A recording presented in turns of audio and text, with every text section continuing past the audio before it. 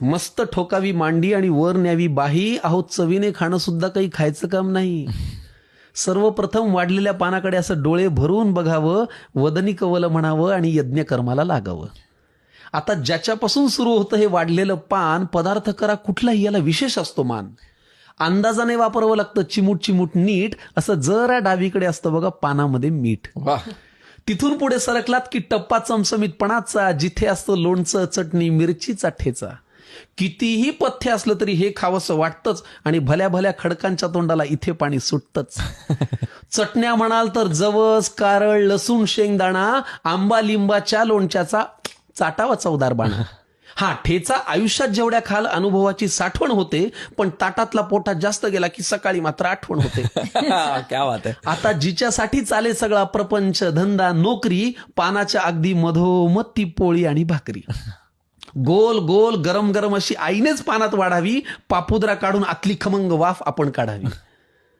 मग मनसोक्त जेवणाऱ्यांना मुळी नसतं डाएटचं कारण इथून पुढे येतं पानात ते चिंच गुळाचं वरण. मग बाजूला कोण आहे याची चिंता आपण का करावी, अशी वरणात पोळीत कुस करावी आणि फुरकी मारावी. किती छान. याशिवाय हे बिचारं पोट काय दुसरं मागतं. हा पण चांगली भाजी करायला मात्र कौशल्यपणाला लागतं. चिरलेली, निवडलेली, वाफवलेली किंवा भरलेली. काहींच्या घरी तीही पण असते हो, कालची थोडी उरलेली.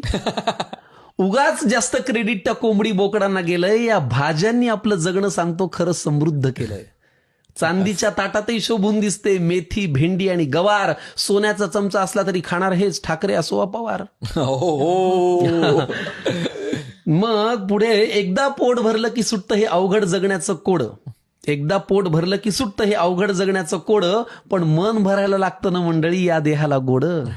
मग एवढं जेवणही राखावा बरं आग्रह करणाऱ्याचा मान, आणि चाटून पुसून स्वच्छ करावं ते वाढलेलं पान.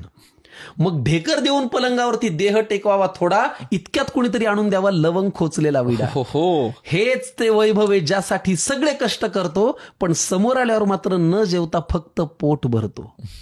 त्यामुळे हे रक्त पिणारं यंत्र तुमचं जरा बाजूला ठेवत जा आणि पानावर जेव्हा बसाल ना मंडळी तेव्हा मन लावून जेवत जा. मग 5 वर पंखा करून झोपण्याचं सुख असं सांगून थोडंच कळावं. आणि असंच वाढलेलं पान देवा रोज सगळ्यांना मिळावं.